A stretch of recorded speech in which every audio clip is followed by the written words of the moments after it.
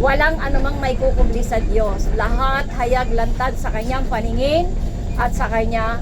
Bawat isa sa atin, pagdating natin sa hangganan ng ating mga buhay, magbibigay sulit tayo sa Kanya. Ganyan po ka makapangyarihan ng salita ng Diyos. Ang magsisilang po sa iyo, katulad ng sabi ng Panginoon, kailangang maisilang muli, ay ang Kanyang salita ng katotohanan, James 1:18. Isisilang muli sa pamamagitan ng paglilinis at pagbabagong likha ng banal na espiritu, Titus 3:5. Ganyan po kadakila, kabisa, kamakapangyarihan ang salita ng Diyos. Kaya nga po, may mga pagkakataon sa bisa ng pananampalataya, kahit cancer ang sakit na isang tao, nagkakaroon ng himala ng kagalingan dahil ang salita ng Diyos tumatagos sa kaloob-looban ng buhay ng tao. Wala po talagang maikukubli sa Diyos. Kitang-kita niya ang mga puso't kaisipan ng bawat isa.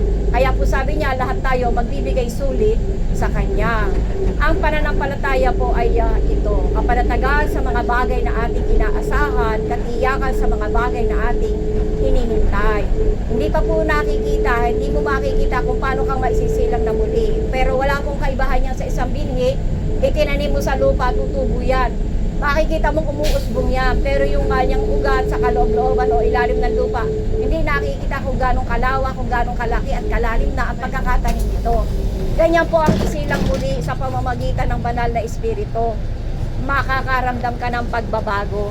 Yan ang makikita mo sa buhay mo. Aayawan mo na ang kasalanan, aayawan mo na ang kasamaan, dahil ikaw ay binabago ng salita ng Diyos. Papahintulutan mo lang siya.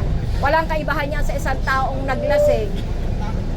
Ipinaubaya niya lahat ang sarili niya sa pag-inom ng alak hanggang siya ay malasing ng espiritu ng alak. Dinala siya sa gulo. Siya ay nakipag-away, siya ay nanakit, siya ay nanlait. Ganyan po ang ginagawa ng masamang espiritu sa isang tao.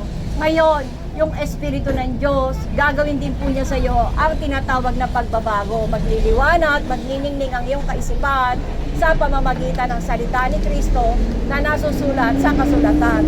Maaari mo sabihin na yan namang kasulatan na yan o Biblia ginawa lang ng tao. Tama ka po. Wala pong kaibahan yan sa isang ballpen. May hawak ang ballpen, hindi naman magsusulat ang ballpen ng gusto niya, kundi kung ano yung nasa isip mo, yan ang isusulat ng ballpen.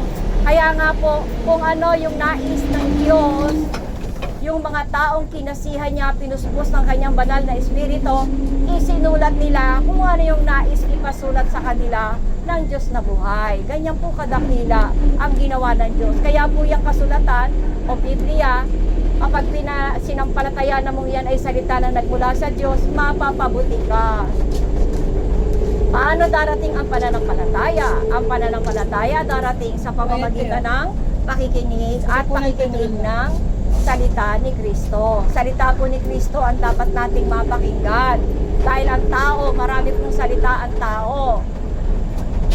Tandaan niyo po ito, marami pong bansa ang sumakop sa bansang Pilipinas. Dinalang po nila tayo ng iba't ibang klaseng relihiyon. Dinalan nila tayo ng Diyos na lalaki at Diyos na babae, Diyos na matanda at Diyos na bata, Diyos na malaki, Diyos na maliit, Diyos na puti at Diyos na itim. Dinalan din nila tayo ng Diyos na bato at Diyos na kahoy. Dinalan din nila tayo ng Diyos na tao at Diyos na hayop. Yan po ang ginawa ng mga banyaga sa ating mga ninuno kung saan naipamana po hanggang sa kasalukuyang panahon dahil ang mga ninuno noon ay wala silang kaalaman, tinanggap lang nila kung anong ibinigay sa kanilang katuruan. Ngunit ang Diyos, hindi relihiyon ang tinayo niya. Ang itinayo niya po sa tao, relasyon. Kaya po sabi niya, isisilang ka sa pamamagitan ng salita ng katotohanan, sa paglilinis at pagbabagong likha ng banal na espiritu. Banal na espiritu po ang gagawa niya, hindi po tao. Walang kakayanan ang taong baguhin kahit ang kanyang sarili. Tanging salita lang ni Kristo ang maaaring makapagpabago sa isang tao. Yan po ang ginawa niya, kaya sabi niya sa Hebrews 12:2, i-focus mo, ituon mo ang iyong paningin, kaisipan kay Kristo. Siya ang gagawa, lilikha ng kanyang sarili sa kaloob-looban ng iyong buhay. Ganyan po kadakila ang Diyos. Lilikhain ni Kristo ang kanyang sarili sa loob ng buhay mo. Ang relihiyon po kasi ang dala niyan, panlabas, maipakita sa tao kung ano ang kanyang ginawa. Ngunit ang relasyon sa Diyos, magiging pakitang Diyos ka, hindi na pakitang tao. Dahil alam mo nagmamasid ang Diyos sa'yo, nakikita niya lahat ng ginagawa mo. Nakikita niya, naririnig niya ang mga sinasabi mo, nakikita niya ang mga iniisip mo. Ganyan po ang dinala ng Diyos sa tao, relasyon. Ito po ang relihiyon na masasabi nating itinayo at itinatag ng Diyos. Sinasabi po sa Santiago 1:27. Tulungan mo ang mga ulila, tulungan mo ang mga balo sa kanilang kahirapan, yung mga kakilala mo, at ingatan mo ang sarili mo, hindi ka mahahawa sa impluwensya ng kasama ang namamayani sa daigdig na ito. Yan po ang kinikilala ng amang nasa langit na relihiyon, kung relihiyon ang pagbabatayan. Iba sa itinayo ng tao.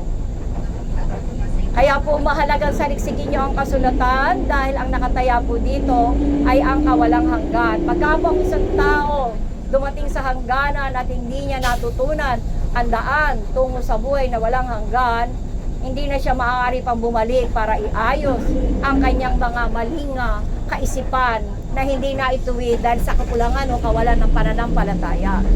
Mahalaga po ang pananampalataya. Hindi po natin mapapasaya ang Diyos o mabibigyan siya ng kaluguran kung wala tayong pananampalataya sa Kanya.